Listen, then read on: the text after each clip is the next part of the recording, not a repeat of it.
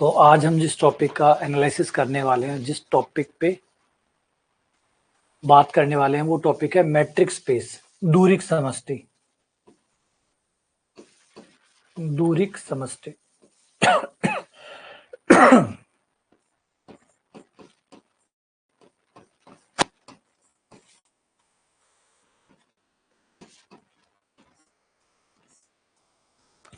दूरिक समष्टि।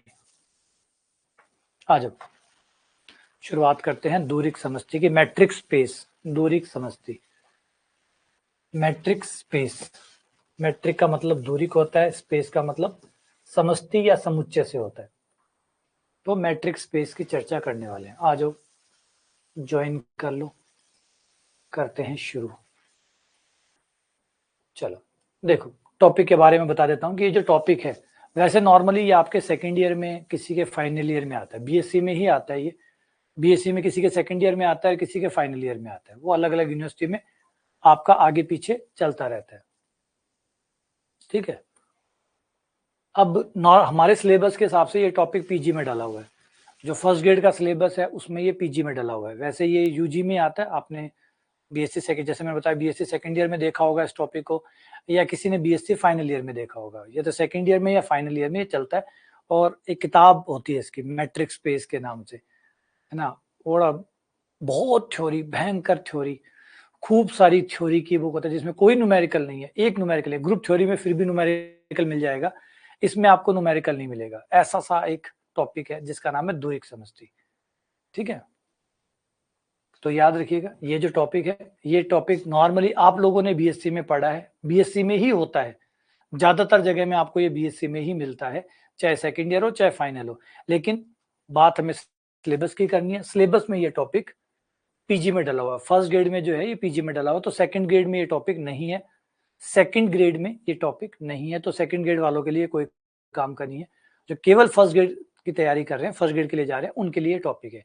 तो ये फर्स्ट ग्रेड के सिलेबस में पीजी का टॉपिक है, सेकंड ग्रेड में ये है नहीं। तो जो सेकंड ग्रेड, जो खाली सेकंड ग्रेड की तैयारी कर रहे हैं, उन बच्चों के लिए ये टॉपिक नहीं है। केवल प्योरली फर्स्ट ग्रेड की तैयारी कर रहे हैं, उन लोगों के लिए टॉपिक है। तो ये पीजी का टॉपिक है। अच्छा, टॉपिक की क्या हालत है, थोड़ी उसकी बात कर लेते हैं। ये टॉपिक पूर्णतः थ्योरी है, पूर्णतः थ्योरी है। खूब सारा थ्योरी है, भयंकर थ्योरी है, थ्योरी का भी थ्योरी है। इसमें आपको न्यूमेरिकल नाम की चीज ही नहीं मिलेगी, कहीं आप न्यूमेरिकल पढ़ेंगे ही नहीं। थ्योरी पे थ्योरी, थ्योरी पे थ्योरी, थ्योरी पे थ्योरी, और भयंकर थ्योरी। तो इसमें आपको थ्योरी मिलने वाली है। तो टॉपिक का लेवल डिफिकल्ट है, समझने में बहुत जानलेवा है, समझने में टाइम लेता है। एक बार शुरू हो जाए तो खत्म होने का नाम नहीं लेता। इतनी थ्योरी है, इतनी थ्योरी है कि समझाने में बहुत टाइम लगता है। समझा, एक से बढ़कर एक कंसेप्ट है। मजा आता है, पढ़ाने में मजा आता है, लेकिन पर्याप्त समय हो तो पढ़ाने में बहुत मजा आता है। कंसेप्ट जो है, मैट्रिक है, पहले दूरिक समष्टि का खुद का कंसेप्ट है, फिर दूरिक समष्टि अलग अलग समुच्चयों पे कैसे होती है, फिर उसकी बात होती है। फिर गोलक आ जाता है, विवर्त गोलक, समवर्त गोलक, फिर विवर्त समुच्चय, संवर्त समुच्चय, फिर वो आ जाते हैं। फिर उसके बाद में कंटिन्यूटी आ जाती है, कन्वर्जेंस आ जाता है, अभिसरण आ जाता है, कोशीय अनुक्रम आ जाता है, अभिसारी अनुक्रम आ जाता है, बाउंडेड सीक्वेंस आ जाता है, और चलता रहता है टॉपिक। बहुत थ्योरी, बहुत सारे थ्योरी के कंसेप्ट है। हाँ, मजेदार है, अच्छे हैं, लेकिन वही है, पर्याप्त समय हो तो, पढ़ाने वाला अच्छा हो और पर्याप्त समय हो, ये दो बातें अगर साथ मिल जाए तो टॉपिक लाजवाब है, शानदार है। हाँ, लेकिन टॉपिक की दिक्कत यह है कि शुरू होता है तो फिर इंतजार करना पड़ता है कब खत्म होगा, कब खत्म होगा।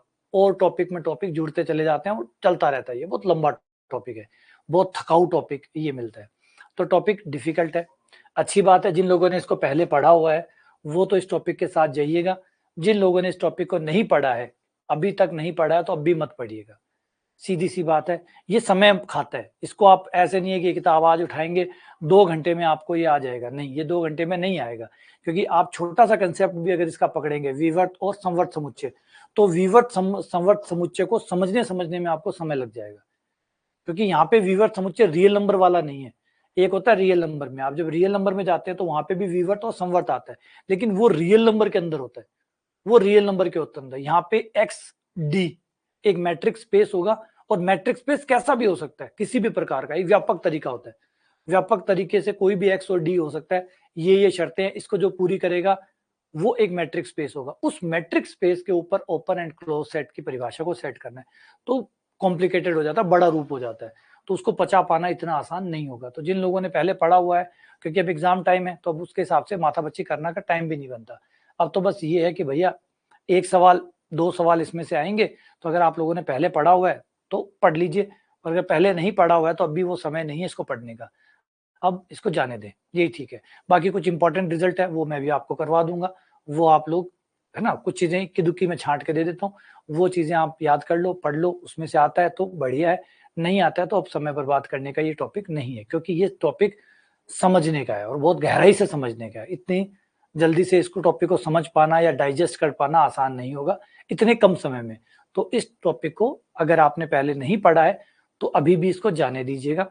जो रिजल्ट बताऊं वो 2-4 याद रख लो, जितने आप याद कर पाओ वो याद रख लो और इसको जाने दो। और जिन लोगों ने पढ़ा हुआ है वो इसको रिवीजन कर सकते हैं, वो जा सकते हैं। ठीक है, ये इस टॉपिक की हालत है। उसके बाद में इस टॉपिक में क्या क्या है, इस टॉपिक में एक्चुअली 3 चीजें हैं। पहला है खुद दूरी समष्टि, दूसरा है ओपन एंड क्लोज सेट, विवर्त और संवर्त समुच्चय, तीसरा है कन्वर्जेंस और कंटिन्यूटी, अभिसरण और सातत्य। ये 3 चीजें हैं, ये 3 चीजें। ये चीज तो एकदम ही ऊपर से जाने वाली है, ये वाली लास्ट वाली चीज पे आते आते तो बहुत ज्यादा समय खाता है ये, तो इस टॉपिक के साथ तो ना ही जाए, क्योंकि इसमें तो सब कुछ आ जाता है। इसमें लिमिट पॉइंट आ जाता है, लिमिट आ जाता है, लिमिट पॉइंट आ जाता है, सातत्य आ जाता है, एक समान सातत्य आ जाता है, कोशीय अनुक्रम आ जाता है, अभिसारी अनुक्रम आ जाता है, परिबद्धता आ जाती है, तो सन्हत्ता आ जाती है, संबद्धता आ जाती है, कनेक्टेडनेस, कॉम्पैक्टनेस, विवर्त जो आवरक है वो आ जाता है। इतनी सारी थ्योरी आ जाती है, बोल-जानो थ्योरम आ जाती है, हैनी-बोरेल थ्योरम आ जाती है, तो कैंटर की सर्वनिष्ठ प्रमेय आ जाती है। इतना कुछ आता है इसमें थ्योरी का कि मतलब ना ही पढ़ो तो ही सुख पाओ। तो ये तो हर हाल में अवॉइड करो, इससे तो दूर ही रहो। इसके लिए तो आपके पास तकरीबन 15 से 20 दिन हो, पूरा समय हो, जितने में अभी आप पूरे एग्जाम की तैयारी कर रहे हैं उतना समय आपके पास पूरा अकेला हो, तो आप इसके साथ जा सकते हो। तो बेटर है कि आप इसको अब अवॉइड ही करें, ज्यादा बेटर है। आपके नॉर्मली 2 सवाल आपको यहाँ से मिलने के पूरे चांसेस है। पहला है मैट्रिक स्पेस, क्या दूरी समष्टि होती क्या है, ये बढ़िया काम है, ये पढ़ने पढ़ाने लायक है, समझने समझाने लायक भी है। अगर थोड़ा बहुत पढ़ोगे तो ये आ जाता है, ये ज्यादा परेशान नहीं करता। ओपन क्लोज सेट अपना टाइम लेता है, ये चीज तो आपको बताने की जरूरत ही नहीं है। ये तो बड़ा ही दुख है कि संवर्त समुच्चय क्या होता है, विवर्त समुच्चय क्या होता है, कंसेप्ट बनाना पड़ता है, कंसेप्ट बनाना पड़ता है, वो टाइम लगता है। आपको समझाया जाता है, फिर आप समझते हैं, फिर आपको डाउट पैदा होते हैं, फिर उसका आंसर दिया जाता है, फिर आगे बढ़ते हैं, फिर डाउट आते हैं, फिर क्लियर होता है। तो ये एक आगे पीछे चलने वाला हिस्सा है। तब जाके डिस्कशन करके फिर ये ओपन और क्लोज सेट फिट बैठते कि अच्छा हाँ ये ओपन है, अच्छा अच्छा ये क्लोज है। तो ये है ना एरर एंड ट्रायल वाला प्रोसेस है, तो ये टाइम मांगता है, ठीक करना पड़ता है। मैट्रिक स्पेस और ओपन सेट ये अगर पढ़ा हुआ है आपका तो इसके साथ चले जाना। इसके भी मैं महत्वपूर्ण रिजल्ट बता देता हूँ आपको, वो याद कर लेना। और जिन लोगों ने इसको पहले पढ़ा हुआ है वो इन दोनों के साथ पढ़ के एक बार रिवीजन कर ले, काम हो जाएगा। तो 2 सवाल यहाँ से बनने के चांसेस इनमें होते हैं और बनते भी है। तो जैसा मैंने बताया कि ये 2 चीजें तो आपको, एक तो मैट्रिक स्पेस इसे समझ लो, ओपन सेट क्लोज सेट को समझ लो। लेकिन ओपन सेट क्लोज सेट केवल वही लोग समझिएगा जिन लोगों ने पहले समझा हुआ है, क्योंकि अभी वो टाइम नहीं है कि आप इसको समझने लग जाओ और पकड़ने लग जाओ। वो इतना समझ में भी नहीं आएगा, समझ में नहीं आएगा तो खाली टाइम बर्बाद होगा, पेपर में आ गया तो पकड़ में भी नहीं आएगा। तो बेहतर है कि जो पहले भी नहीं हुआ उसको अभी ना हो तो ठीक है। तो मैट्रिक स्पेस वाले को समझ लो, और ये पहले समझा हुआ है तो इसको आगे एक बार और समझ सकते हो। और ये जो मैंने बता दिया कि इसके कुछ इंपॉर्टेंट प्रमेय मैं बता देता हूँ, वो 1-2 प्रमेय है, उनको देख लो, वो याद कर सकते हो। ठीक है, कर लो, इतने के साथ ही अपने आप को सेट कर लो। ठीक है, ये टॉपिक आपका रहने वाला है। तो अब कैसे पढ़ें, तो भाई थ्योरी शीट आपको दी हुई है, थ्योरी शीट से पढ़ सकते हो। अभी यहाँ से मैं लिखवाऊंगा बताऊंगा, उससे पढ़ सकते हो। थ्योरी शीट का रिवीजन कर लो, एक ये कर सकते हो। एक जो मैं अभी आपको लाइव क्लास में पढ़ा रहा हूँ, ये रिजल्ट है, इनको पढ़ लो, या फिर नवकार वाली बुक से तैयार कर लो। बस ये 3 तरीकों में से कैसे भी इसको आप कवर कर सकते हैं। थ्योरी शीट पढ़ लो, ठीक है, इसमें जो इम्पोर्टेंट, अभी लाइव क्लास में मैं इम्पोर्टेंट रिजल्ट बताऊंगा और कैसे याद करने हैं वो बताऊंगा। उसके साथ काम की चीजें, मोटा मोटी काम की चीजें मैं इसमें लाइव क्लास में आपको बता दूंगा कि ये चीजें हैं, काम की है, इनको पकड़ लो। समझ में आया हुआ है तब तो वो जल्दी याद हो जाएगी, नहीं समझ में आया तो रट्टा मार के 2-3 बार पानी पी के फिर याद कर लो। पानी पीते रहो, याद करते रहो, शायद वैसे घुल जाए तो वैसे सेट कर लो, कैसे भी करके सेट कर लो। फिर नवकार की बुक के साथ जा सकते हो, एक तरीका ये, नवकार की बुक के साथ चले जाओ, उसके एग्जाम्पल देख लो, वहां से कुछ एग्जाम्पल पढ़ना चाहो तो एग्जाम्पल देख सकते हो, कैसे सवाल आते हैं, कैसे बन सकते हैं, क्योंकि मोटा मोटी आता उसी में से ही है, तो उसके साथ जा सकते हो। तो ये इस तरीके से आपसे पढ़ सकते हो। चलो अब शुरू करते हैं। सबसे पहला काम होता है दूरिक समष्टि का सवाल आना। एक सवाल देगा और वो पूछेगा कि क्या ये दूरिक समष्टि है, क्या ये दूरिक समष्टि या फिर निम्न में से दूरिक समष्टि कौन सा है। ये फेवरेट सवाल है, ये एक फेवरेट सवाल है, और ये यहाँ नहीं बल्कि अदर एग्जाम भी उठा के देखो, आसपास में सब जगह ऐसा ही पूछा जाता है। एक दूरिक समष्टि दे देता है, क्या ये एक दूरिक समष्टि है, निम्न में से कौन एक दूरिक समष्टि है। तो दूरिक समष्टि कौन है या कौन नहीं है, इससे जुड़ा हुआ सवाल एक पूछा जाता है। दूरिक समष्टि होती क्या है, एक समुच्चय और एक फलन का नाम दूरिक समष्टि होता है। एक समुच्चय x, उस पे एक फलन परिभाषित किया गया d, और वो ये 4 शर्तें पूरी करता है, तो वो एक दूरिक समष्टि कहलाता है। x समष्टि कहलाता है और x d जो है, जो फलन है, वो दूरिक कहलाता है। तो यहाँ पे 2 का जोड़ा बन रहा है x, d का, वो दूरिक समष्टि कहलाता है, x एंड d।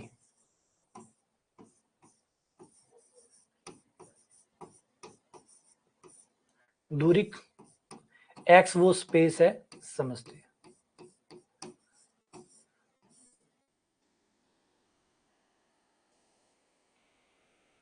ठीक है, एक्स डी दूरिक समष्टि। बड़ा इंटरेस्टिंग पॉइंट है ये बुक बहुत मजेदार है। जब आप लोग से अभी फर्स्ट गेट से फ्री हो जाए, सेकंड गेट से फ्री हो जाए, जब आप लोग फ्री हो जाए तो एक बार इस किताब को जरूर पढ़िएगा। 5 दिन 7 दिन जब आप लोगों के पास खाली हो, इस किताब को जरूर पढ़िएगा। ये किताब आपको समझाएगा कि हमारी जो बेसिक बातें हैं, जो बेसिक बातें हम मानते हैं कि हमें समझ में आई हुई, एक्चुअली हमें समझ में नहीं आई हुई।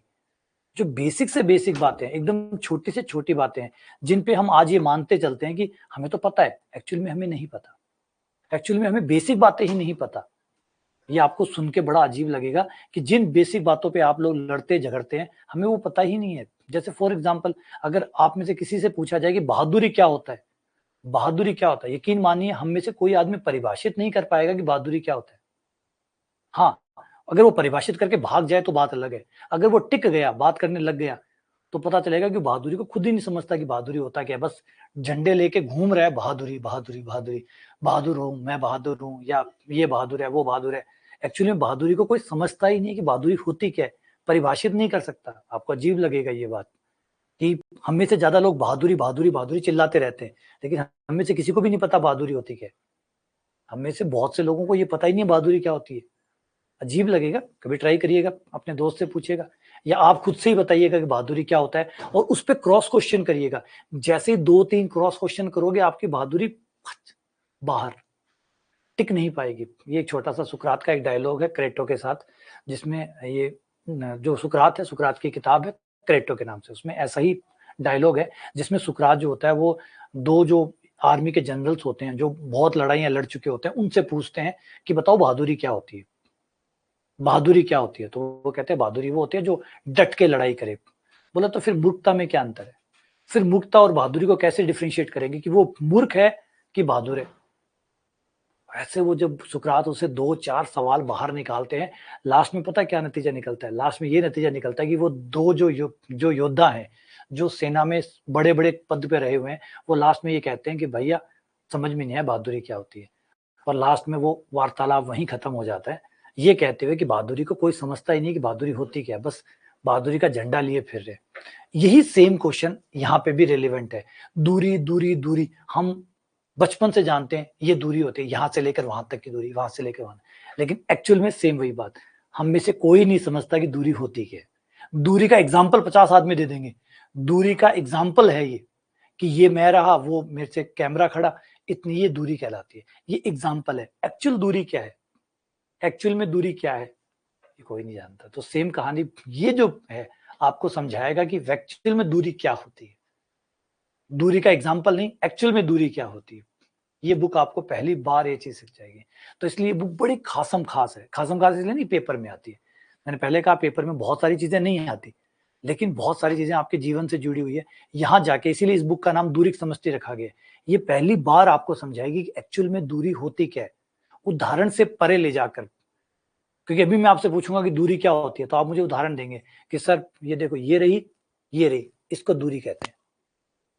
ये तो उदाहरण है, दूरी क्या है, दूरी खुद क्या है, बोले ये नहीं पता। उदाहरण मेरे पास है, आप उदाहरण 5 मांग लो मैं दे दूंगा, 50 मांग लो मैं दे दूंगा, लेकिन खुद दूरी क्या है, बोले ये नहीं पता। बस ये बुक आपको उसी से डील करती है कि एक्चुअल में दूरी क्या है।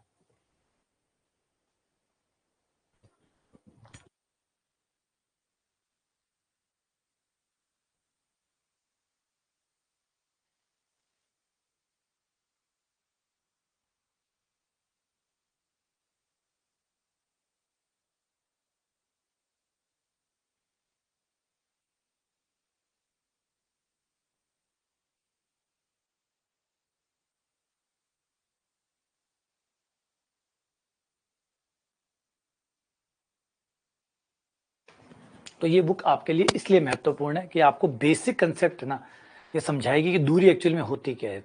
और दूरी अजीब बात है, इसको जब पढ़ोगे तो बहुत सारी इंटरेस्टिंग बात एक पता चलेगी कि आप जिसको ये है, अब मैं ये पूछूं कि ये क्या है, अगर मैं ये पूछूं आपसे कि ये क्या है, तो आप में से लगभग 100% लोग बोलेंगे कि ये व्रत है। सही है, गलत है? अगर मैं आपसे पूछूं कि ये क्या है, तो आप कहेंगे कि ये व्रत है। सही है, मैं सही बोल रहा हूं? अगर मैं आपसे अभी पूछूं कि ये क्या है, तो आप कहेंगे व्रत है। लेकिन मैं अगर कहूं कि नहीं ये वर्ग भी है, तो आप यकीन करोगे? अगर मैं कहूं कि ये वर्ग भी है, तो आप में से एक भी बंदा यकीन करने को तैयार नहीं होगा, जिसने मैट्रिक स्पेस पढ़ी है सिर्फ उसे छोड़कर। बाकी कोई भी बंदा विश्वास नहीं करेगा कि ये वर्ग है, और मैं कहूं कि हाँ ये वर्ग है। ठीक है, नहीं ना, यही दिक्कत है। ये बड़ी इंपॉर्टेंट बात है कि ना ये व्रत है, ये वर्ग भी है, ये कुछ और भी हो सकता है। डिपेंड करता है कि आपको दूरी को परिभाषित कैसे किए। आपकी अलग अलग दूरी को अलग अलग तरीके से परिभाषित करने से इस आकृति का नाम अलग अलग हो सकता है। हमने जो दूरी परिभाषित की है, एक्चुअली वो जो परिभाषा है वो इंपॉर्टेंट है, वो अलग अलग होने पर ये चीज अलग अलग हो जाती है। ये है कमाल बात। तो जब आप दूरी को समझोगे तो आप ये समझोगे कि ये वृत्त ही नहीं बल्कि वर्ग भी हो सकता है। अगर हमने दूरी को ऐसे नापा होता तो ये वृत्त हो सकता है, और दूरी को ऐसे नापा होता तो ये हो सकता है। तो अलग अलग तरीके से नापने से आकृतियां अलग अलग तरीके से नाम में जा सकती है।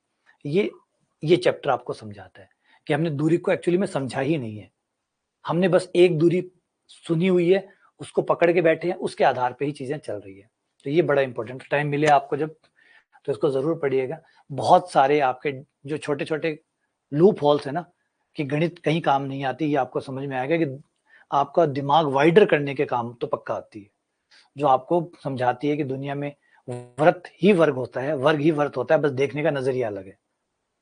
चलो वापस आते हैं।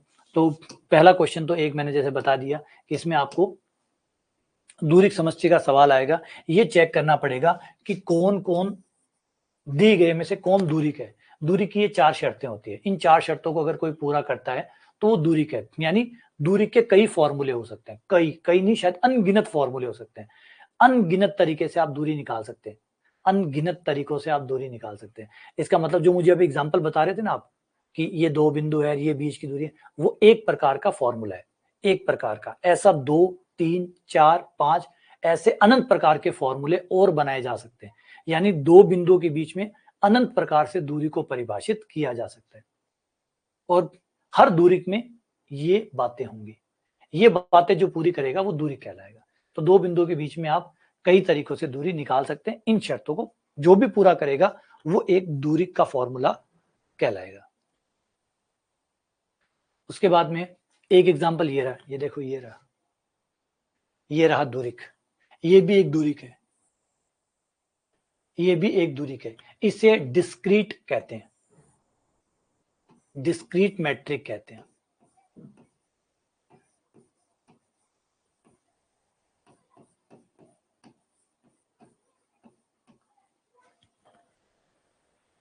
ठीक है, इसमें आप देखेंगे यहाँ पे ये कि अगर x और y बराबर नहीं है, अगर जहां से आप बैठे हैं जहां तक आप जा रहे हैं, अगर वो दोनों बिंदु अलग अलग है, जहां से बैठे हैं जहां तक जा रहे हैं, तो वो आपसे 1 रुपया लेगा। अगर जहां से बैठे हैं वहीं उतरना है तो वो आपसे कुछ नहीं लेगा, 0 लेगा। टेम्पो वाले इसी दूरी का इस्तेमाल करते हैं, टेम्पो वाले इसी दूरी का इस्तेमाल करते हैं। कभी टेम्पो में बैठे हो? टेम्पो आपसे 2 ही चीजें चार्ज करता है। अगर आप जहां खड़े हो वहीं खड़े हो और वहीं जाना है आपको, तब तो वो आपसे 1 रुपया नहीं लेगा। पूछेगा भैया कहाँ जाना है, आप बोलोगे कहीं नहीं जाना, वो चला जाएगा, 1 रुपया नहीं लेगा। लेकिन अगर आप टेम्पो में बैठ गए, वो टेम्पो जहां आपको जाएगा वो 10 रुपए लेगा, या आज 20 चल रहे हैं तो 20 लेगा, 30 चल रहे हैं तो 30 लेगा। फिर वो ये नहीं फर्क पड़ेगा कि आप उससे 2 कदम आगे जाके उतर जाओ तब भी 20 लेगा, 5 कदम आगे जाके उतर जाओ तो भी 20 लेगा, और उसके लास्ट किनारे तक चले जाओ तो भी 20 लेगा। एक बार टेम्पो में बैठ गए तो 20 ही लगेंगे। ये होता है। टेम्पो वाले इस दूरी को फॉलो करते हैं। देखो टेम्पो ऐसे करता है, टेम्पो ऐसे काम करता है। तो इस दूरी को कहते हैं विविक्त दूरी, डिस्क्रीट मैट्रिक। ये होती है हमारे वाली दूरी। हम जो दूरी निकालते हैं, टेम्पो वाला तो अपने हिसाब से निकालेगा, उसका अपना फॉर्मूला है। हम जो निकालते हैं वो ये होती है x माइनस वाई मोड। अगर रियल नंबर पे दूरी निकालनी है, रियल नंबर पे हम अगर रियल लाइन के ऊपर दूरी निकालते हैं, इसे यूजुअल दूरी बोलते हैं। यूजुअल मतलब नॉर्मली हम इसको काम में लेते हैं। तो यहाँ पे नाम देखिए, बड़ा अच्छा नाम रखा, साधारण दूरी। आम जीवन में हम जिस दूरी का इस्तेमाल करते हैं वो ये होती है साधारण दूरी। साधारण दूरी x माइनस वाई का मोड है, ये साधारण दूरी है जो हम यूज करते हैं। यही करते हैं भैया, एक बिंदु 2 पे खड़ा है, एक 5 पे खड़ा है, तो बीच की दूरी कितनी होगी? 5 माइनस 2। तो ऐसे निकालते हैं। किसी रियल लाइन पे दूरी ऐसे निकालते हैं। ये रियल लाइन है, ये 0 है, एक बंदा जो है वो 2 पे खड़ा है, एक बंदा 5 पे खड़ा है, तो बीच की दूरी कितनी हुई? 5 माइनस 2 का मोड बराबर थी, ये बीच की दूरी होगी। तो सरल रेखा पर ऐसे निकालते हैं। सही है, ऐसे ही। अब उसके बाद में अगर ये 2D होता, 2D होता तो 2D मतलब आर स्क्वायर, 1 डायमेंशनल मतलब आर, 2D मतलब आर स्क्वायर। आर स्क्वायर में दूरी कैसे बनती है? दो बिंदुओं के बीच की दूरी बराबर under root x1 minus x2 का स्क्वायर, y1 माइनस y2 का स्क्वायर। आर क्यूब में कैसे बनती है? ये आर स्क्वायर की दूरी हो गई। आर क्यूब में आप साधारण दूरी कैसे बनाते हैं? बोला इस प्रकार से। 3D में दूरी हम ऐसे निकालते हैं। ये फॉर्मूले हम यूज करते हैं दूरी निकालने के।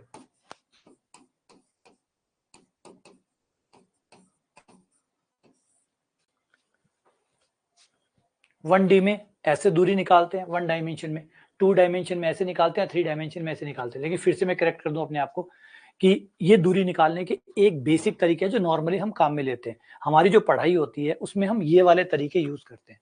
हम ऐसे ऐसे या ऐसे निकालते हैं। हम ऐसे निकालते हैं, इसका मतलब ये नहीं कि मेरा भारत क्रिकेट ज्यादा खेलता है, इसका मतलब ये नहीं कि क्रिकेट ही दुनिया में चलता है और कोई खेल ही नहीं है। हाँ, ज्यादा लोग क्रिकेट खेलते हैं, ये आप कह सकते हैं, भारत में ज्यादा लोग क्रिकेट खेलते हैं, तो इसका मतलब ये नहीं कि और गेम नहीं है, गेम और भी है। तो ऐसे ही दूरी निकालने के और भी तरीके हैं, ये ज्यादातर प्रचलन में है, पॉपुलर है, फेमस है, ज्यादा चलते हैं। ठीक है, और भी फॉर्मूले हैं दूरी निकालने के। एक फॉर्मूला और दिखाता हूं जो पेपर में भी आया हुआ है।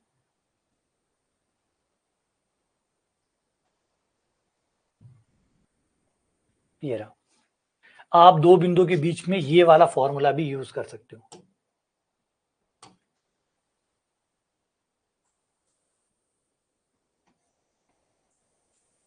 ये भी दूरी के, ये भी दूरी के। दो बिंदु, अगर आर स्क्वायर पे आप दूरी निकाल रहे हैं, आर स्क्वायर पे हम जो दूरी निकालते हैं, हमारा फॉर्मूला ये होता है जो मैंने अभी बताया, अंडर रूट। इन्हें इसीलिए साधारण फॉर्मूले कहा गया क्योंकि आमतौर पर ये काम आते हैं। इंग्लिश वाला वर्ड और अच्छा है, यूजुअल।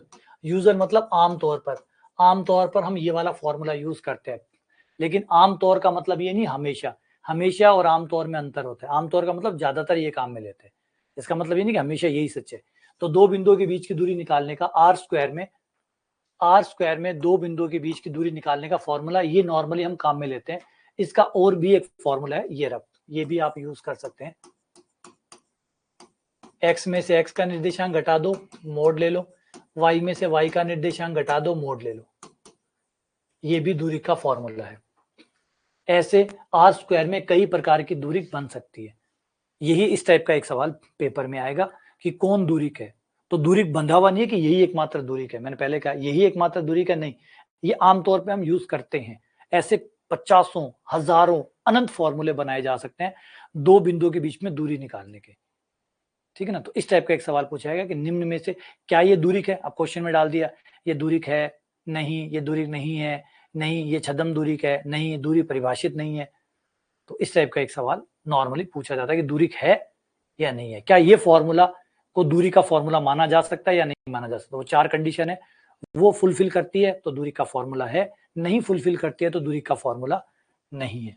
ये जो मैंने शुरुआत में बताई थी चार कंडीशन, इनको याद रखो। और इसके लिए आप किताब में से एक दो एग्जाम्पल कर लो, किताब में से एक दो एग्जाम्पल कर लो कि दूरी को चेक कैसे किया जाता है। ये चार शर्तें हैं, जो भी इन चार शर्तों को पूरा करेगा वो फॉर्मूला दूरी का फॉर्मूला कहलाता है। इस टाइप का एक सवाल पूछा जाएगा। ये बताई दी मैंने, उसके बाद में ये दूरी वाला फॉर्मूला बता दिया, ये यूजुअल दूरी कहलाती है, आमतौर पर हम यही काम में लेते हैं। अब कुछ परमे आ जाओ। परमे को काम में लेने से पहले परमे में कुछ वर्डिंग्स है, वो मैं समझा देता हूं। एक तो ये होगा एक्स वाई, इसका मतलब होगा एक्स और वाई दो पॉइंट्स है, उनके बीच की दूरी, distance between two points, distance between two points, दो बिंदु एक्स और वाई के बीच की दूरी।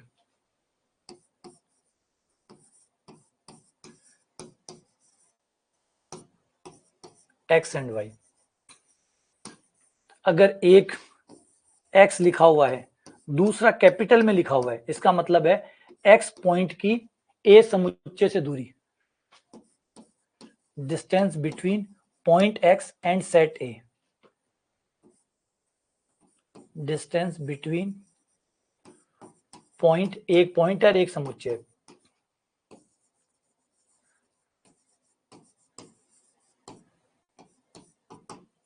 अगर दोनों के दोनों कैपिटल में लिखे हुए हैं, इसका मतलब दोनों सेट है, डिस्टेंस बिटवीन टू सेट्स,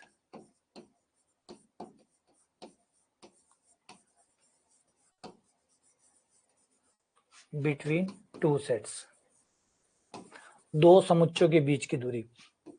अगर खाली एक समुच्चय का नाम लिखा हुआ है, दो के नाम नहीं लिखे हुए, इसका मतलब व्यास, डायमीटर ऑफ ए। ये चार संकेत हम काम में लेंगे। तो इन चारों संकेतों का सेंस, एक्स वाई अगर दोनों ही स्मॉल लिखे हुए हैं, इसका मतलब दो पॉइंट है, उनके बीच की डिस्टेंस निकालनी है, दो पॉइंट्स है उनके बीच की डिस्टेंस निकालनी है, ये ऐसा होगा। इस केस में ये पॉइंट एक्स, ये पॉइंट वाई, इनके बीच की डिस्टेंस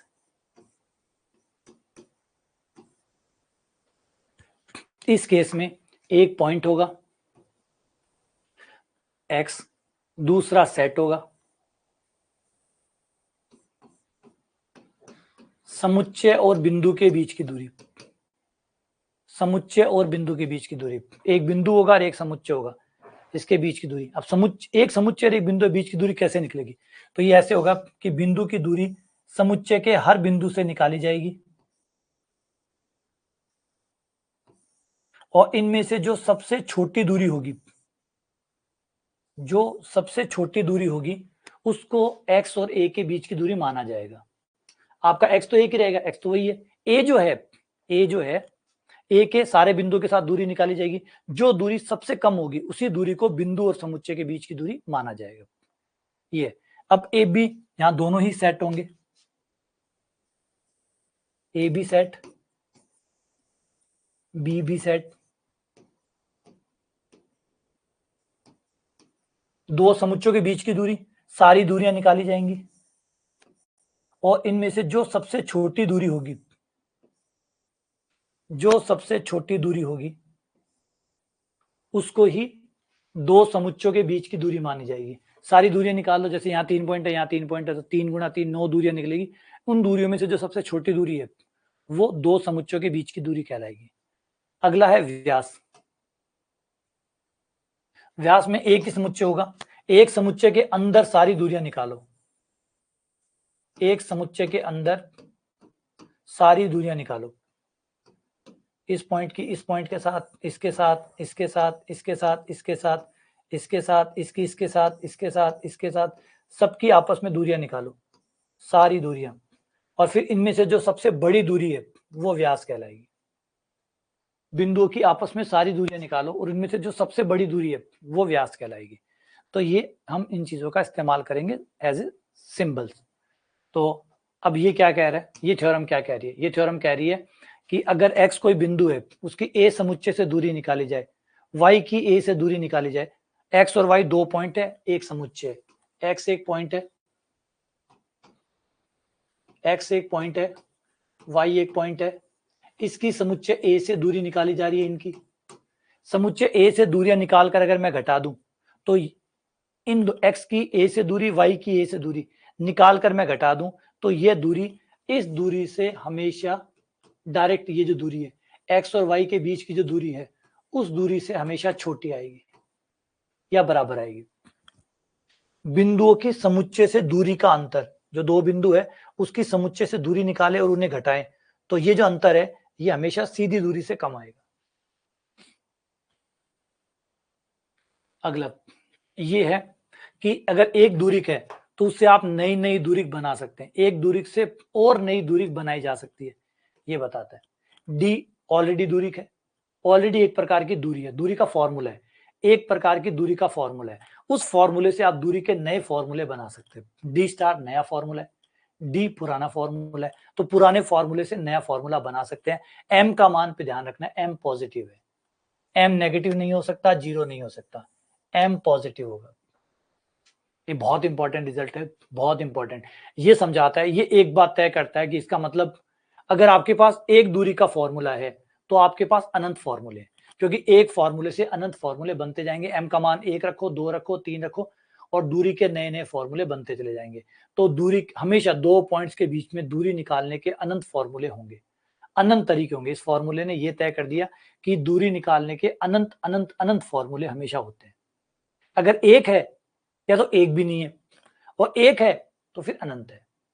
यहां रखो पुराने वाला फॉर्मूला, नया ले जाओ, फिर नए वाला रखो और नया ले जाओ, फिर नया रखो और नया ले जाओ, तो पुराना रखते जाओ, नया बनाते जाओ, जितने चाहे उतने बनाते जाओ, तो अनगिनत फॉर्मूले बनाए जा सकते हैं। ये इसको कहते हैं। अच्छा, एक है, अगर आपके पास दो दूरी का, जाए यहाँ पे एक और इंपॉर्टेंट है, अगर आपके पास दो दूरी के फॉर्मूले हैं तो उनको जोड़ दो, एक नया फॉर्मूला बन जाएगा।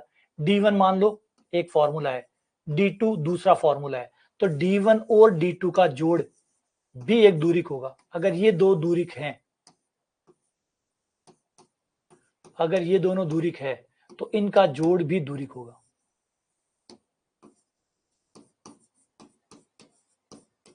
तो बस जोड़ते जाओ, नई दूरी बन जाएगी। तो ये भी हो गया एक बात, ठीक है। अगला,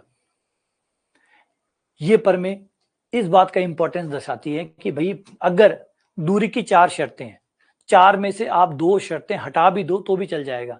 ये दो शर्तें जो है अगर ये पूरी हो रही है तो ये दो चार का काम करेगी, इन दो में ही चार कवर हो जाएंगे। वो जो चार शर्तें थी, चार शर्तों में से अगर आप यहां देखें, शर्त नंबर 2 और 4, अगर आप M2 और M4 ये दो कंडीशन भी फुलफिल कर देते हो तो बची हुई कंडीशन ऑटोमेटिकली फुलफिल हो जाएंगी। ये दो अपने आप में पर्याप्त है, ये दो दूरिक समष्टि प्रूफ करने के लिए पर्याप्त है, ये दो अपने आप में पर्याप्त है। अभी आएगा आगे, ठीक है। आप M1 को छोड़ सकते हैं, M1 मत चेक करो, M3 मत चेक करो, बस M2 M4 ये दो शर्तें चेक कर लो, चार के बजाय ये दो भी चेक करना अपने आप में पर्याप्त होगा। ये रहा, अगर मिनिमम dxy है, एक दूरिक का फॉर्मूला है, साथ में 1 ले लिया, इन दोनों में से जो मिनिमम होगा, अगर ये एक फलन बनाया जाए तो ये भी एक दूरिक का फलन होगा।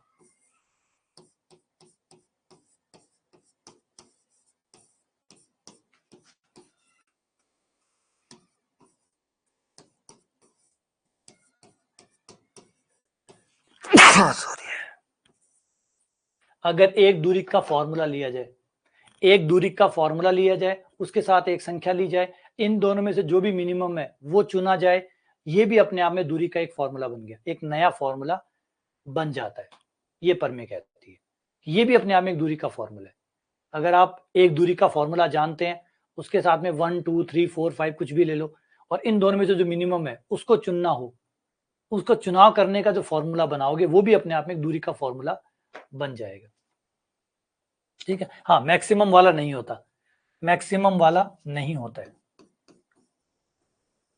अगर मैक्सिमम वाला हो तो ये वापस दूरी नहीं बनाता है, मिनिमम वाला दूरी बनाता है, मैक्सिमम वाला दूरी नहीं बनाता है। बस ये दूरी बनाता है, मैक्सिमम वाला नहीं बनाता है।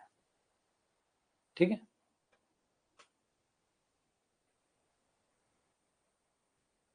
अगला, अगर हमारे पास दो फलन है, दो फलन के बीच में अगर हम ये फॉर्मूला बनाएं तो ये फॉर्मूला दो फलनों के बीच में दूरी का काम करेगा, ये फॉर्मूला दो फलनों के बीच में दूरी का काम करेगा। अब यहाँ पे इंटरेस्टिंग बात देखिए, हमें लगता था कि दो दूरी जो है, दूरी जो होती है, इंपॉर्टेंट बात जो मैंने शुरुआत में कहा था, अभी तक हमारी समझ ये थी कि दूरी जो होती है वो सिर्फ और सिर्फ जगहों के बीच में होती है, जैसे जयपुर बीकानेर, जोधपुर आगरा, है ना। हमें लगता था कि जो दूरी होती है वो दो जगहों के बीच में होती है, लेकिन यहाँ पे ये समझाते हैं कि दूरी सबके बीच में होती है, दो मैट्रिक्सों के बीच में भी दूरी हो सकती है, दो मैट्रिक, दो समुच्चय, दो फलन, दो सदिश, किसी के बीच में भी दूरी हो सकती है।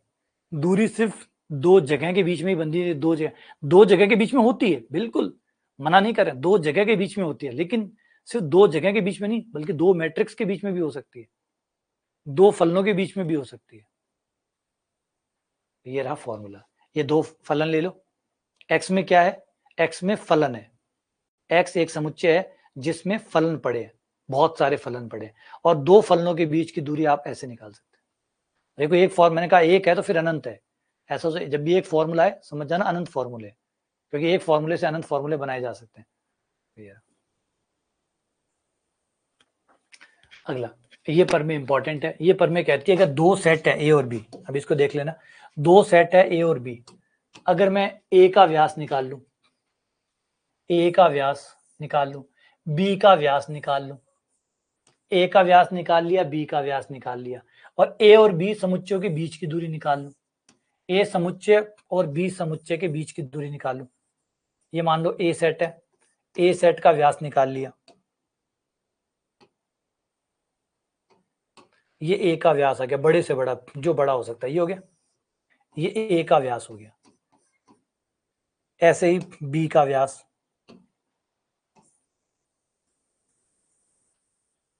बी में बड़े से बड़ा,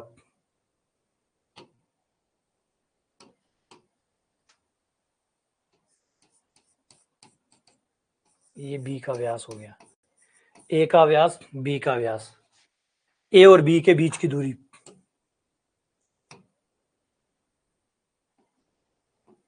ये ए के और बी के बीच की दूरी, तो अगर ए का व्यास, बी का व्यास प्लस ए और बी के बीच की दूरी, अगर हम इन तीनों को जोड़ दें तो ये ए यूनियन बी, अगर दोनों को मिक्स करके ए यूनियन बी बनाऊं तो उसके व्यास से बड़े होंगे या बराबर होंगे। ए यूनियन बी का व्यास, ए और बी को यूनियन कर दो, यूनियन समझते ना, मिक्स कर दो, अगर मैं ए सेट और बी सेट को मिक्स कर दूं और जो मिक्स होने के बाद में जो सेट बने उसका व्यास निकालूं तो उसका व्यास, यूनियन का व्यास इन तीनों के जोड़ से छोटा होगा या बराबर होगा।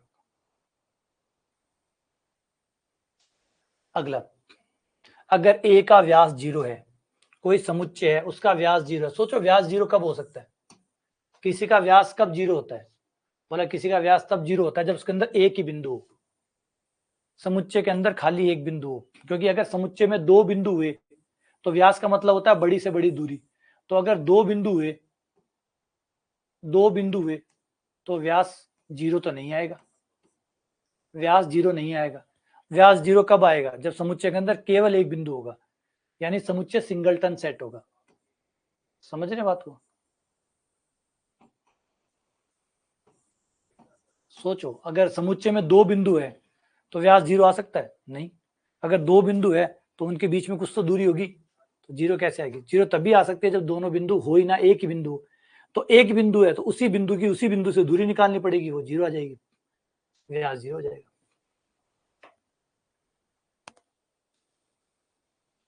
अब ओपन स्पेयर, प्रत्येक ओपन स्पेयर अगर विवर्त गोलक है, ओपन स्पेयर यानी विवर्त गोलक, हर विवर्त गोलक विवर्त समुच्चय होता है, लेकिन विवर्त समुच्चय विवर्त गोलक नहीं होता, एक साइड से सच है। प्रत्येक विवर्त गोलक विवर्त समुच्चय होता है।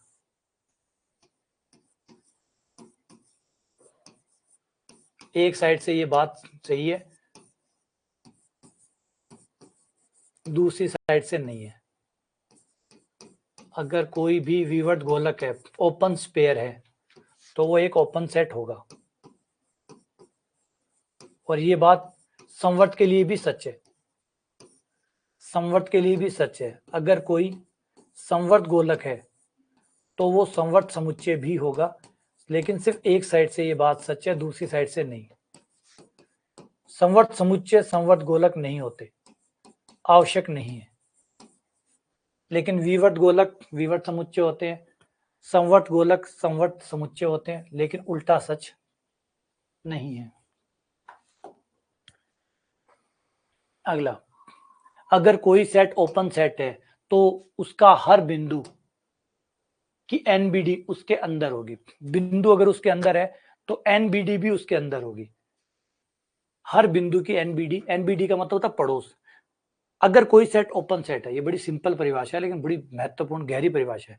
अगर कोई सेट ओपन सेट है, विवर्त समुच्चय है, तो उसका हर बिंदु जो उसके अंदर है, उसका पड़ोस भी उसके अंदर है। बिंदु भी वही है, पड़ोसी भी वही है। वहीं तो वो बिंदु होगा, वहीं उसके पड़ोसी होंगे। यानी अगर ए ओपन सेट है, ए एक ओपन सेट है, तो फिर हर बिंदु जो ए में है, हर बिंदु जो ए में है, उसकी एनबीडी भी, कोई भी उसके ऊपर एक एनबीडी बना दो, जितने मन आए उतनी त्रिज्या की एनबीडी बना दो, वो भी उसके अंदर होगी। एप्सिलॉन आप अपनी मर्जी का ले सकते हैं। अगर बिंदु है तो उसकी एनबीडी भी उसके अंदर होगी। ये ओपन सेट की शर्त होती है।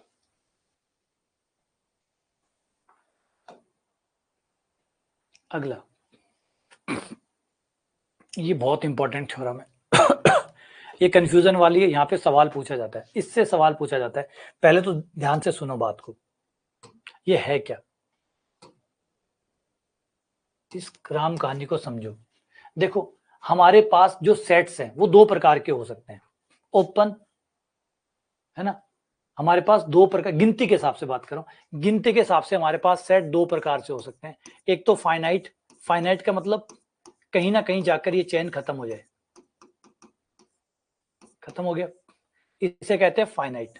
फाइनाइट कलेक्शन, हमारे सेट चाहे बहुत होंगे लेकिन कहीं तो कहीं खत्म हो रहे हैं, इसे कहते हैं फाइनाइट कलेक्शन। या परिमित, हिंदी में कहते हैं परिमित संग्रह। 5 करोड़ हो सकते हैं, 5 अरब हो सकते हैं, 5 खरब हो सकते हैं, लेकिन खत्म हो रहे, खत्म हो रहे। एक हो सकता है कि खत्म हो ही ना, चलते ही जाएं, चलते ही जाएं, चलते ही जाएं, इसे कहते हैं एनी कलेक्शन या आर्बिट्री कलेक्शन।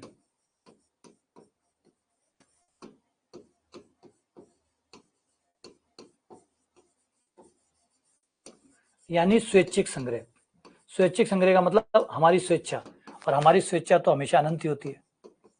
और है ना, हमारी इच्छाएं तो लिमिटेड होती नहीं है। स्वेच्छ संग्रह मतलब लेते जाओ लेते जाओ, क्योंकि हमारी इच्छाएं तो अनंत है, तो स्वेच्छ संग्रह का मतलब हो गया अनंत। और परिमित संग्रह, फाइनाइट सेट का मतलब हो गया फिक्स नंबर, 50, 5000, 5 करोड़, 5 अरब, 5 खरब, कुछ भी एक नंबर है, खत्म है। तो अब क्या होता है, अब यहां से शुरू होते हैं खेल, कि आपके पास सेट हो तो आप सेट्स में दो काम करवा सकते हैं, यूनियन और इंटरसेक्शन। अब यूनियन होगा या इंटरसेक्शन होगा, दो ही चीजें होती है, यूनियन या इंटरसेक्शन। अब यूनियन या इंटरसेक्शन अगर होता है, अगर ये सेट फाइनाइट है, फाइनाइट सेट का चाहे यूनियन करो चाहे इंटरसेक्शन करो, वो वैसा ही आएगा जैसे ये सेट है। अगर ये ओपन है तो इनका यूनियन, इनका इंटरसेक्शन भी ओपन आएगा। अगर सेट फाइनाइट है, अगर फाइनाइट है, फाइनाइट सेट्स का चाहे यूनियन करो चाहे इंटरसेक्शन करो, वो वही आएगा जो वो है। तो इंपॉर्टेंट बात, परिमित समुच्चय अगर हमारे पास है, परिमित समुच्चयों का सम्मिलन करो, मतलब संग करो या सर्वनिष्ठ करो।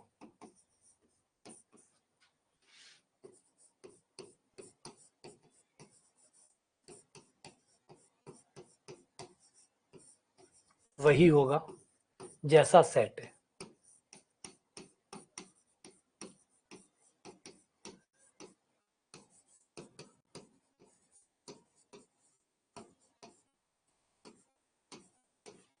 अगर आपके सेट ओपन सेट है तो उनका यूनियन ओपन सेट होगा। अगर सेट क्लोज है तो उनका यूनियन क्लोज होगा। अगर सेट ओपन है तो उनका इंटरसेक्शन ओपन होगा। सेट क्लोज है तो क्लोज होगा, यानी ओपन का ओपन ही आएगा, क्लोज का क्लोज आएगा। अगर फाइनाइट है तो, अगर फाइनाइट है तो आपका उत्तर बिल्कुल वही होगा जैसे आपके समुच्चय हैं। ए आई बराबर 1 से लेकर n तक, n तक लिखा मतलब फिक्स नंबर तक जाएंगे। अब आपका रिजल्ट क्या आएगा? आपका रिजल्ट वही आएगा जैसा इनका है। अगर ये ओपन है तो आपका रिजल्ट भी ओपन आ गया। आपका जो यूनियन करके जो समुच्चय बनेगा वो भी ओपन होगा। अगर ये क्लोज है, संवर्त समुच्चय है, तो वो भी क्लोज ही आएगा, वही आएगा जैसा समुच्चय होंगे। ओपन होंगे तो ओपन आएंगे, क्लोज होंगे तो क्लोज आएंगे। तो फाइनाइट के मामले में तो ये सबसे अच्छी बात है। फाइनाइट के मामले में रिजल्ट चेंज नहीं होता। ओपन सेट बनाते हैं, क्लोज सेट बनाते हैं, चाहे यूनियन कराओ चाहे इंटरसेक्शन कराओ। फाइनाइट के मामले में कोई झंझट नहीं है, लेकिन मामला फंसता है इनफाइनाइट के मामले में। इनफाइनाइट के मामले में खेल बिगड़ जाता है। यहां पे कुछ चीजें याद रखनी है आपको, दो रिजल्ट याद रखने हैं। एक रखना है ए आई सी, AIC। AIC का मतलब आर्बिट्रेरी, आई से इंटरसेक्शन, सी से क्लोज। अगर आप अनंत समुच्चय लेते हो, आर्बिट्रेरी लेते हो, मतलब अनंत समुच्चय लेते हो और उनका इंटरसेक्शन करते हो और वो क्लोज है, तो ही क्लोज आएगा, तो ही क्लोज आएगा, तो ही क्लोज आएगा। अगर क्लोज सेट है, देखो अनंत सेट में ये प्रॉपर्टी कब बनी? फाइनाइट सेट में तो ये प्रॉपर्टी बनी रहती है। फाइनाइट है, अगर सेट फाइनाइट है तो ओपन हमेशा ओपन ही रहेगा, क्लोज हमेशा क्लोज ही रहेगा, चाहे फिर यूनियन करो चाहे इंटरसेक्शन करो, कोई का डर नहीं है। फिर कोई का डर नहीं है, कोई का भी डर नहीं है इस बात का कि कौन थे, बोले ओपन थे, ओपन ही आएगा, क्लोज थे, क्लोज ही आएगा, चाहे यूनियन करो चाहे इंटरसेक्शन करो। फाइनाइट में जैसा है वैसा आएगा, कोई यूनियन का फर्क नहीं पड़ेगा, कोई इंटरसेक्शन का फर्क नहीं पड़ेगा। लेकिन आर्बिट्रेरी जब होते हैं, अनंत जब होते हैं, तो मामला फंसता है। आर्बिट्रेरी केस में सिर्फ दो ही बातें सच है। एक तो आप क्लोज सेट का इंटरसेक्शन करो तो ये बात सच है कि आपको वापस क्लोज मिल जाएगा, एक केस तो ये सच है। दूसरा केस AUO सच है, AUO एक ये सच है, arbitrary union of open set, arbitrary union of open set. इस केस में आपका रिजल्ट वापस से ओपन आएगा और इस केस में आपका रिजल्ट वापस से क्लोज आएगा।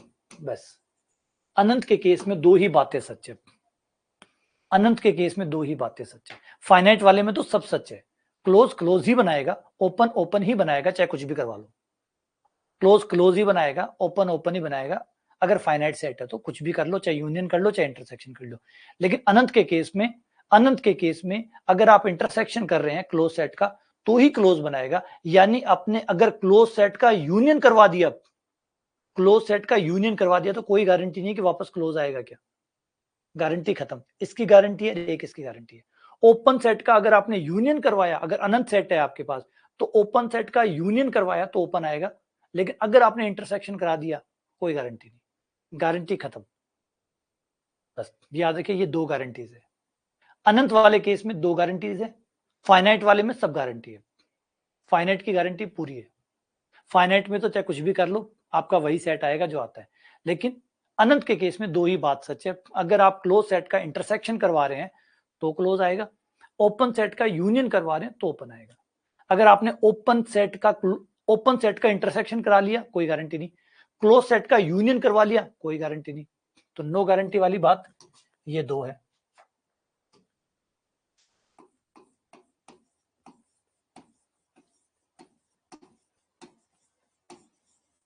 एक तो अगर आपने ओपन सेट का इंटरसेक्शन करा लिया नो गारंटी, एक क्लोज सेट का यूनियन करवा लिया नो गारंटी। वापस क्या आएगा कुछ नहीं बता सकते, वापस क्या आएगा, ओपन भी आ सकता है क्लोज भी आ सकता है, ओपन वाले में क्लोज आ सकता है, क्लोज वाले में ओपन आ सकता है, हो सकता है वापस क्लोज आ जाए, कोई गारंटी नहीं है, कुछ भी हो सकता है, राम भरोसे। गारंटियां ये दो है बस। ये दो कैसे याद रखोगे, है ना, इसको तो जैसे रविंद्र कह रहा है ऑल इंडिया कांग्रेस याद कर सकते हो, है ना, ऑल इंडिया कांग्रेस AIC, या फिर all India love CSK। Cricket वाले फैन है जो क्रिकेट वाले फैन है वो उसको ऐसे याद कर सकते हैं ऑल इंडिया लव CSK, है ना, धोनी को बड़ा प्रेम करते हैं लोग। अभी धोनी मैच खेल के गए हैं तो भी स्टेटस पे चल रहे हैं, माही वापस जरूर आना, माही वापस जरूर आना। माही दाब क्यों, माही परेशान हो गयो, लेकिन फैन तो फैन है, फैन कह रहे ओजू आ जाओ माही प्लीज ओजू आ जाओ, तो वही इंपॉर्टेंट चीज है। तो AIC धोनी को लेकर CSK है, तो ऑल इंडिया लव CSK ज्यादा है भाई, फैन क्लब है ऑल इंडिया लव CSK। और ऑल इंडिया इसका तो बस एक याद कर लो, तो AIC याद कर लो, और वैसे याद है वो याद है जो मैंने बताया, ऑल इंडिया कांग्रेस याद करो तो ऑल इंडिया कांग्रेस याद कर लो, जैसा भी आपको फिट बैठे बिठा लो। CSK के फैन हो तो CSK याद कर लो, कांग्रेस के फैन हो तो कांग्रेस याद कर लो, और कोई आपके दिमाग में आता हो वो बिठा लो।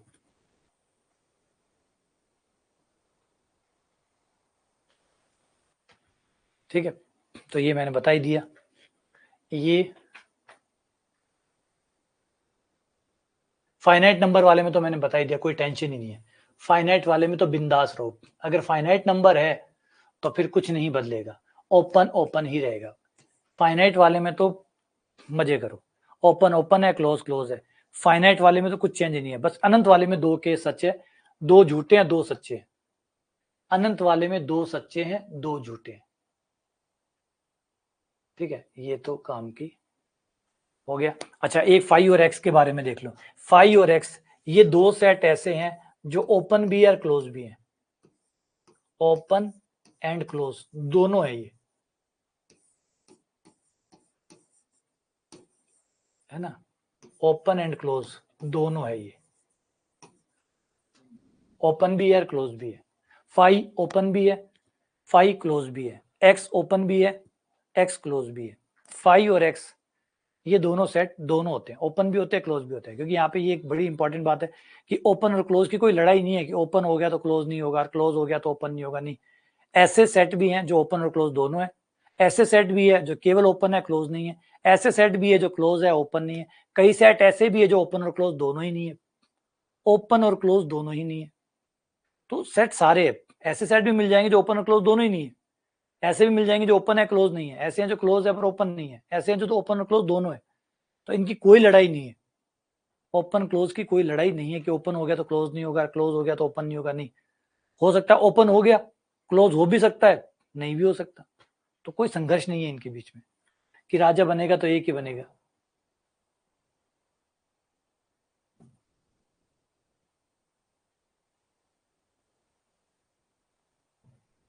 ये मैंने बता ही दिया कि ये याद रखिएगा कि इंटरसेक्शन AIC याद रखिएगा, आर्बिट्रेरी कलेक्शन अगर है तो क्लोज के साथ इंटरसेक्शन ही सूट करेगा, AIC। AIC ही काम करेगा। एक ये DA के अंदर A के सारे लिमिट पॉइंट होता है, set of all limit point of A।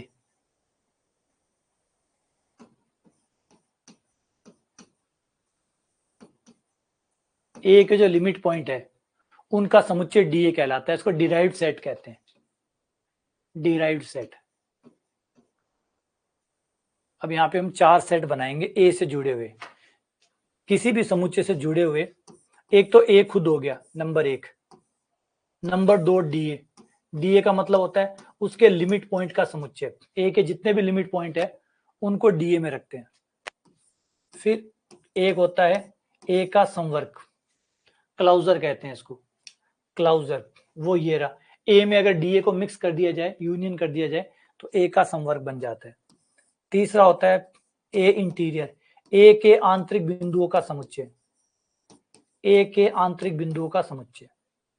तो A के 4 सेट बनते हैं, एक तो खुद A हो गया, एक DA हो गया, एक A का क्लोजर हो गया, क्लोजर या फिर संवर्ग कहते हैं। एक होता है इंटीरियर सेट, A का आंतरिक अभ्यंतर, हिंदी में अभ्यंतर या उभयंतर, अभ्यंतर कहते हैं, इंग्लिश में इंटीरियर कहते हैं, इंटीरियर मतलब आंतरिक बिंदु। A के जो आंतरिक बिंदु है उनका समुच्चय, A का संवर्ग, A प्लस A और DA को मिक्स कर दो, A हो गया उसके जो लिमिट पॉइंट है उसका जो सेट है, दोनों को मिक्स कर दो, A का संवर्ग बन गया। DA का मतलब खाली लिमिट पॉइंट का सेट। अब यहाँ पे कुछ चीजें क्लोज और ओपन से जुड़ी हुई बातें सुन लो। अगर कोई सेट ओपन सेट होता है तो उसका A उसके इंटीरियर सेट के बराबर होता है। ओपन सेट होने की शर्त ये होती है, अगर कोई सेट ओपन है, अगर कोई सेट ओपन है तो सेट A और उसका इंटीरियर सेट दोनों सेम होते हैं। अगर कोई सेट क्लोज है तो उसका क्लोजर सेट यानी संवर्ग समुच्चय और A बराबर होते हैं। तो ओपन सेट के केस में तो A बराबर A का इंटीरियर, क्लोज सेट के केस में A बराबर A का संवर्ग। ठीक है, और बस ये 2 बातें याद रख लो, ये 2 ही काम किए, ये 2। क्लोज सेट की क्या शर्त होती है, ओपन सेट की क्या शर्त क्या होती है, एक ये शर्तें पूछी जाती है। अब इनको कैसे आप याद रख पाओगे वो अपनी विधि विधान बना लेना, क्योंकि सत्य असत्य टाइप का सवाल पूछता है, पूछा भी गया, पूछेगा भी। तो अगर 2 सेट A छोटा है B बड़ा है तो ये तो बड़े आराम से याद हो जाएगी, छोटे सेट का डिराइव्ड सेट छोटा होगा, बड़े सेट का बड़ा होगा, छोटे का छोटा, बड़े का बड़ा। तो ये तो कोई बड़ी बात नहीं है। बड़ा सेट होगा तो उसके लिमिट पॉइंट ज्यादा होंगे, छोटा सेट होगा लिमिट पॉइंट कम होंगे, तो DB बड़ा होगा, DA छोटा होगा। तो ये तो मुश्किल नहीं है। अब ये वाला याद रखने में थोड़ी सी दिक्कत आएगी कि कहाँ पे बड़ा समुच्चय का चिन्ह आएगा और कहाँ पे बराबर का चिन्ह आएगा। इंटरसेक्शन के केस में उप समुच्चय का चिन्ह आएगा और यूनियन के केस में बराबर का चिन्ह आएगा। तो ये 2 आप कैसे सेट करोगे अपने हिसाब से, अपनी कोई ट्रिक बना के इसको याद कर लेना कि इंटरसेक्शन के केस में उप समुच्चय, याद भी किया था मैं तो खुद भी भूल गया, बनाए तो थी, मैंने भी पढ़ाई थी तो ट्रिक्स बनवाई थी उस समय कि ऐसे ऐसे करके याद रख लेना। फिर कुछ समय बाद वो ट्रिक्स खुद ही भूल जाते हैं, लिख लेते हैं तो याद रह जाती है, वरना यार तो बना लेना कि इंटरसेक्शन के केस में जब डिराइव सेट हो, पहले तो याद है डिराइव के लिए, क्योंकि अभी इंटीरियर सेट के लिए भी आएगी शर्तें ये, तो इसलिए वहां पे कंफ्यूजन ना हो जाए। डिराइव्ड सेट के केस में इंटरसेक्शन के साथ उप समुच्चय का चिन्ह आता है, ऐसा कोई फॉर्मूला बना लो, डिराइव्ड सेट, इंटरसेक्शन और उप समुच्चय का चिन्ह, सबसेट। तो ये बन जाएगा D से डिराइव्ड, इंटरसेक्शन से I, सबसेट से S, या DSI बना लो।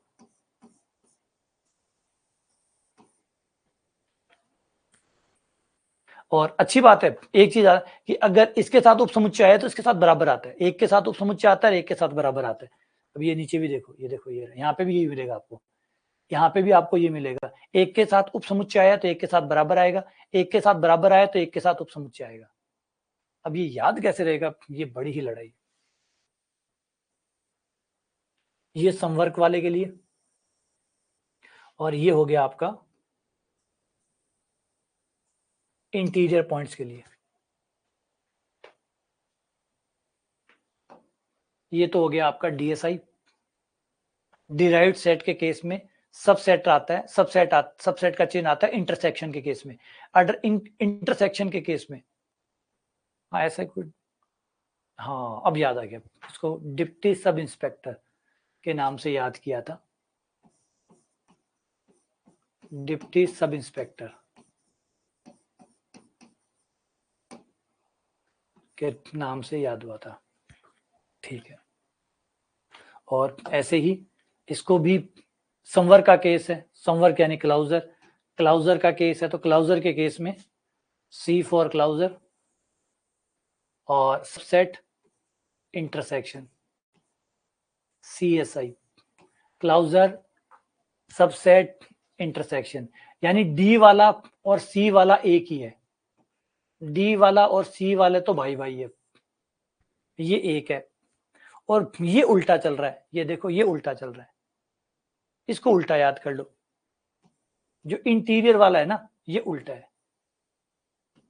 ये इंटरसेक्शन के साथ बराबर देता है और यूनियन के साथ छोटा देता है। तो इस तरीके से आप इन्हें एक टाइम के लिए तो 4-5 घंटे तो काम चल ही जाएगा, है ना। DSI में DSI बना लो, डिप्टी सब इंस्पेक्टर, DSI बना लो, DSI ही CSI में काम करेगा, DSI ही CSI है, और फिर जो इंटीरियर वाला हो उसमें उल्टा कर दो, मतलब इंटरसेक्शन के साथ बराबर लगा दो और यूनियन के साथ सब समुच्चय का उप समुच्चय का चिन्ह लगा दो, उसमें उल्टा कर दो, बस इतने में आपका काम चल जाएगा, 3-4 घंटे जितना पेपर में काम हो जाएगा। इसको कहीं नोट डाउन कर लेना, लिख लेना, और पेपर तक बढ़िया काम हो जाएगा। और ये आए हुए भी है, ये आए हुए हैं,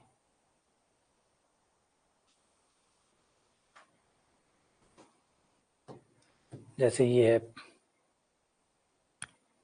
ये देखो ये आए हुए शर्तें नहीं रही, ये ए बी एक्स में सही कथन कौन सा है, ए विवर्त समुच्चय है, ए का संवर्ग ए विवर्त समुच्चय होता है, नहीं, ए का संवर्त संवर्त समुच्चय होता है। ये दूसरा, ए संवर्त होता है यदि ए बराबर ए का संवर्ग हो, बिल्कुल सही कहा, बी सही हो गया। तो ये वाले जो कथन जो भी बताए, इनसे जुड़ा हुआ सवाल बनता है, आगे भी बनेगा। और इसके बाद आ जाते हैं ये वाली, संवर्ग समुच्चय की एक परिभाषा और भी होती है कि ये x के उन बिंदुओं का समुच्चय होता है जिनकी a से दूरी 0 आती है, ये उन बिंदुओं का समुच्चय होता है जिसकी a से दूरी 0 आती है, जिन जिन बिंदुओं की a से दूरी 0 आ रही है उन सारे बिंदुओं को इकट्ठा कर लो तो a का संवर्ग बन जाता है। तो एक परिभाषा ये होगी, एक्स्ट्रा परिभाषा होगी, तो ये सत्य असत्य में काम आ जाएगी। अब दो इंपॉर्टेंट थ्योरम है, बोल-जानो वाइस्ट्रॉस थ्योरम और एक है हेने-बोरेल थ्योरम। बोल-जानो वाइस्ट्रॉस थ्योरम क्या कहती है कि अगर कोई सेट बाउंडेड है, कोई सेट बाउंडेड है प्लस इनफाइनाइट है,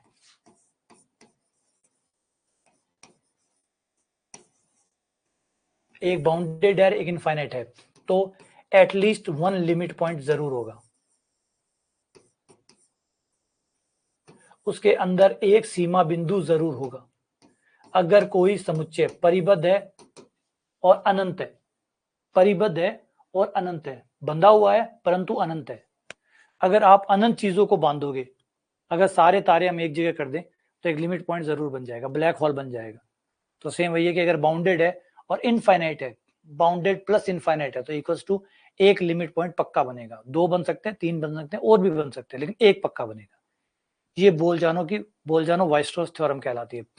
परिबद्ध है, असीमित है, अनंत है, अपरिमित है परंतु परिबद्ध है, इनफाइनाइट मतलब अपरिमित, कोई समुच्चय अपरिमित है मतलब अवयव अनंत है लेकिन बंधा हुआ है, एक निश्चित नंबर से लेकर एक निश्चित नंबर के बीच में ही है, तो फिर लिमिट पॉइंट जरूर बनेगा।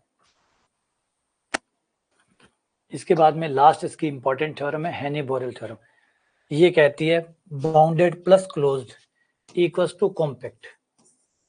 अगर कोई सेट बाउंडेड है, परिबद्ध है, प्लस क्लोज है, संवर्त है, इक्वल्स टू कॉम्पैक्ट है, सन्हत है।